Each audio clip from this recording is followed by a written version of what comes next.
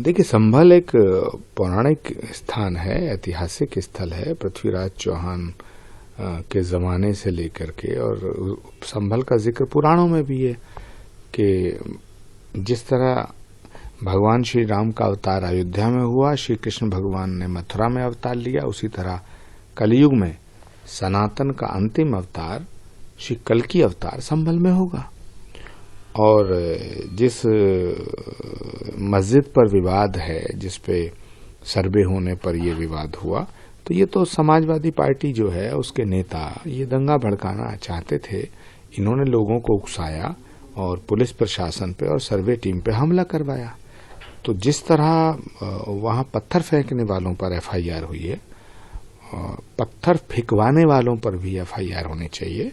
और मुझे लगता है कि समाजवादी पार्टी इसमें पूरी तरह से इन्वॉल्व है।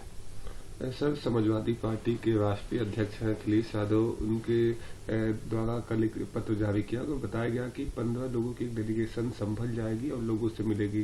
मगर आज एलओपी की अगुवाई में तमाम नेता जा रहे थे। आज सभी नेताओं को रोक दिया गया है और संभल प्रशासन और साथ ही साथ तमाम अधिकारियों द्वारा कहा गया है कि आपके जाने से स्थिति कहीं न कहीं खराब हो सकती है और किसी राजनेताओं को वहां भेजा नहीं जा रहा है। देखिए, संभल में जो प्रतिनिधि मंडल अखिलेश यादव जी भेज रहे हैं, उसका उद्देश्य साफ नहीं है। मुझे लगता है वो संभल में आग भड़काना चाहते हैं, संभल को दंगों की आग में झोंकना चाहते हैं। ये लोग पहले लोगों को भड़काते हैं, फिर पत्थर फेंकवाते हैं, फिर दंगा करवाते हैं, फिर डेलीगेशन भिजवाते हैं। तो आखिर आप करना क्या चाहते हैं? सर, अभी ये संभल वाला मामला कोर्ट में है और कोर्ट में कहीं ना कहीं अब इस चीज को रोक लगाई गई है कि इतने दिन तक जो सर्वे है वो नहीं होगा और जब सब स्थितियां सामान्य हो जाएंगी तब सर्वे फिर शुरू हो सकेगा। और इस कोर्ट ने ये भी कहा है कि शांत जो रामराज्य है वो जरूरी है। देखिए, सर्वे करने का मतलब ये नहीं है कि मस्जिद को ढा करके मंदिर बना दिए जाए। सर्वे करने का मतलब है कि इतिहास की जानकारी होनी चाहिए कि वहां है क्या। और सर्वे करने का जो फैसला है वो तो अदालत का है, पुलिस प्रशासन का नहीं है, सरकार का नहीं है।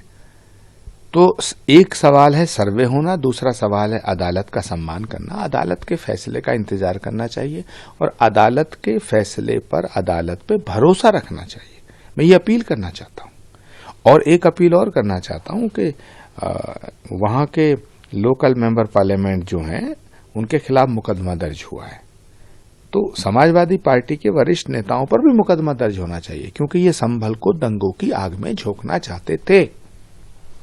सर, क्या आपको लगता है कि जो तमाम नेता जा रहे थे उनके जाने से वहां स्थितियां बिगड़ सकती है? क्योंकि बीजेपी के नेता तमाम इस बात का आरोप लगा रहे थे कि अगर ये नेता वहां पहुंचेंगे तो स्थिति सामान्य नहीं होगी। उत्तर प्रदेश के उप मुख्यमंत्री ने भी ट्वीट करके कहीं न कहीं इस पर सवाल खड़ा किया है। देखिए, समाजवादी पार्टी का जो इतिहास रहा है वो दंगों से जुड़ा हुआ रहा है।